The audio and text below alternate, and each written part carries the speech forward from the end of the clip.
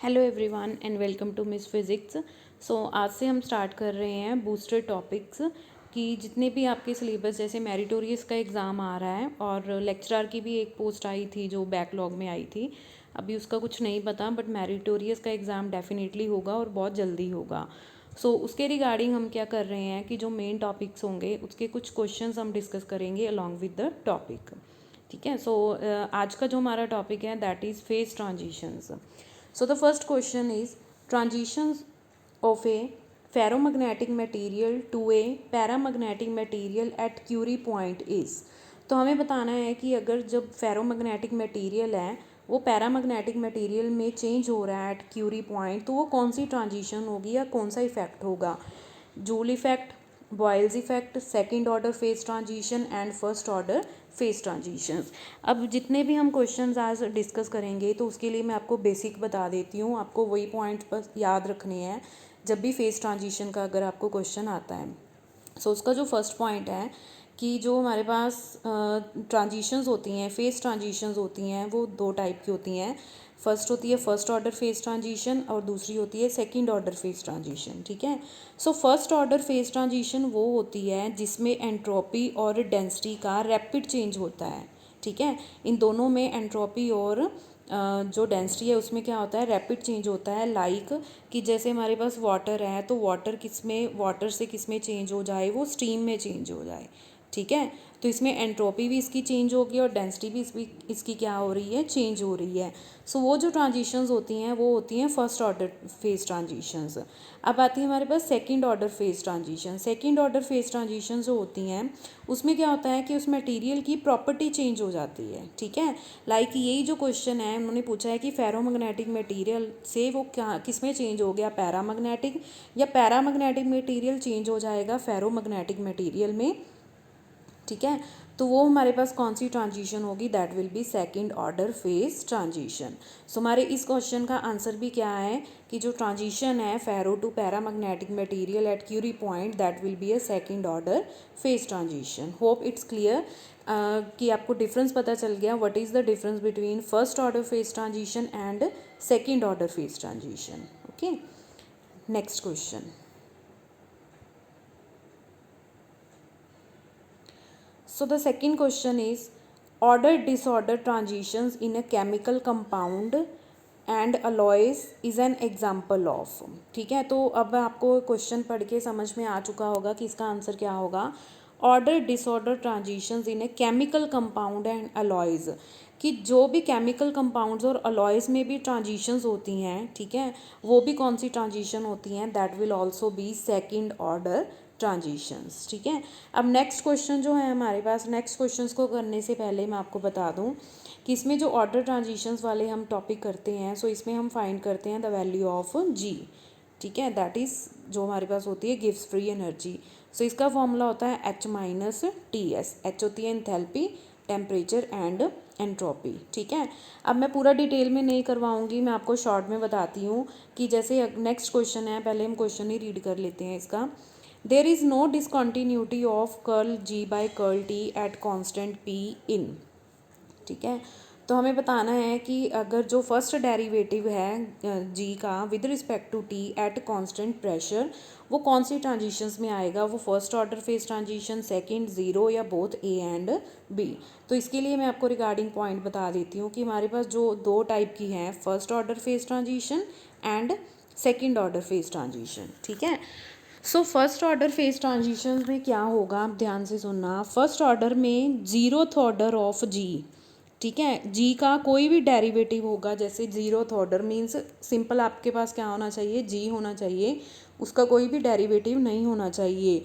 वो जो होगी वैल्यू वो होगी कॉन्टीन्यूस। ठीक है। वो होगी continuous at transition point. Transition point पे वो वैल्यू क्या होगी, कॉन्टीन्यूस होगी। ठीक है। ज़ीरो फर्स्ट के लिए। और सेकंड में क्या होगा, सेकंड के लिए क्या होगा कि फर्स्ट ऑर्डर वाली जो फेज ट्रांजिशंस हैं वो तो क्या होंगी, कॉन्टीन्यूस होंगी। ठीक है। और जो सेकंड ऑर्डर वाली हैं वो क्या होगी, डिसकॉन्टीन्यूस होंगी। वो क्या होंगी हमारे पास, डिसकॉन्टीन्यूस होंगी। ठीक है। Let me change the colour, one second.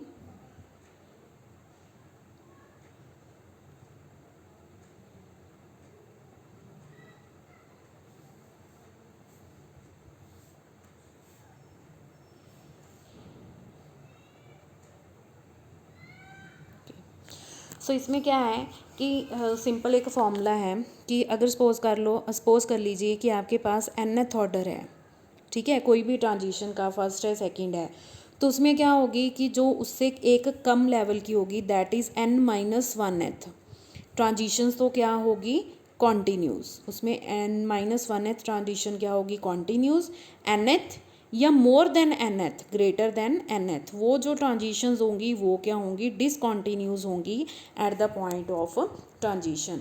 ये जो रूल है ये आपको याद रखना है, ठीक है। अब हम बताते हैं इस क्वेश्चन का आंसर क्या है।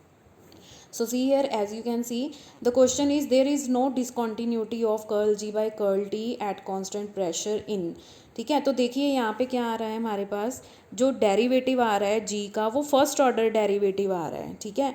तो अब हमने क्या किया है कि फर्स्ट ऑर्डर डेरिवेटिव है वो डिसकॉन्टीन्यूस होगा, किसमें फर्स्ट ऑर्डर में डिसकॉन्टीन्यूस होगा, बट अगर वो सेकंड ऑर्डर ट्रांजिशन होगी तो उसमें फर्स्ट ऑर्डर डेरिवेटिव है वो क्या होगा कॉन्टीन्यूस होगा।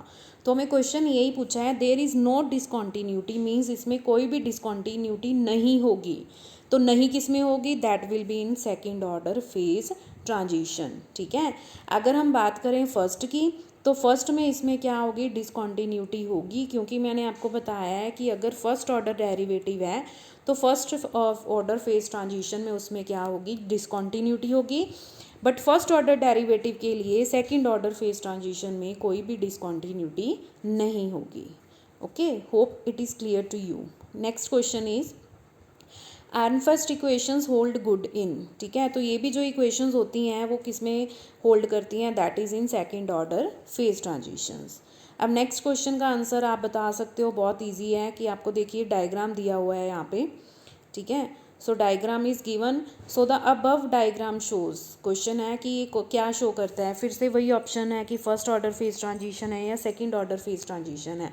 अब इसमें आप देख के बता सकते हो कि इसमें हमारे पास क्या दिया हुआ है, इट इज़ गिवन हेयर कि जो g है उसका फिर से कौन सा डेरिवेटिव है फर्स्ट डेरिवेटिव, और यहाँ पे देखिए कॉन्टीन्यूस डिसकॉन्टीन्यूस का क्या मतलब होता है, यहाँ पे जो ग्राफ है वो कॉन्टीन्यूसली चल रहा है, इसमें कोई भी डिसकॉन्टीन्यूटी नहीं है। अगर इसमें डिसकॉन्टीन्यूटी होती तो वो कैसे बनता, वो शायद इस तरह से बनता, ठीक है। यहाँ पे क्या आ जाता है, इनमें गैप आ रहा है यहाँ पे देखिए, तो ये गैप नहीं आना चाहिए। अगर ये गैप आ रहा है दैट मीन्स कि वहाँ पे डिसकॉन्टीन्यूटी है। अगर गैप नहीं आ रहा है like in this question that means ये जो ग्राफ है वो कॉन्टीन्यूस है, और फर्स्ट ऑर्डर किस में कॉन्टीन्यूस होगी that will B second order phase transitions में, ठीक है। सो आज के लिए बस यही टॉपिक था। सो फेज ट्रांजिशंस में आपको ये रूल हमेशा याद रखना है कि nth ऑर्डर फेज ट्रांजिशंस के लिए n-1th ऑर्डर वाली जो ट्रांजिशन होगी वो डिसकॉन्टीन्यूस होगी, बट जो nth या फिर nth के क्या होगी अबव जो होगी वो क्या होगी कॉन्टीन्यूस होगी। अंडरस्टूड, ठीक है। सो इसी तरह से हम ये छोटा सा टॉपिक उठा के जो मेन होगा इम्पॉर्टेंट होगा, सो उसके क्वेश्चंस हम ऐसे ही डिस्कस करेंगे जितने भी हमसे पॉसिबल हो सके।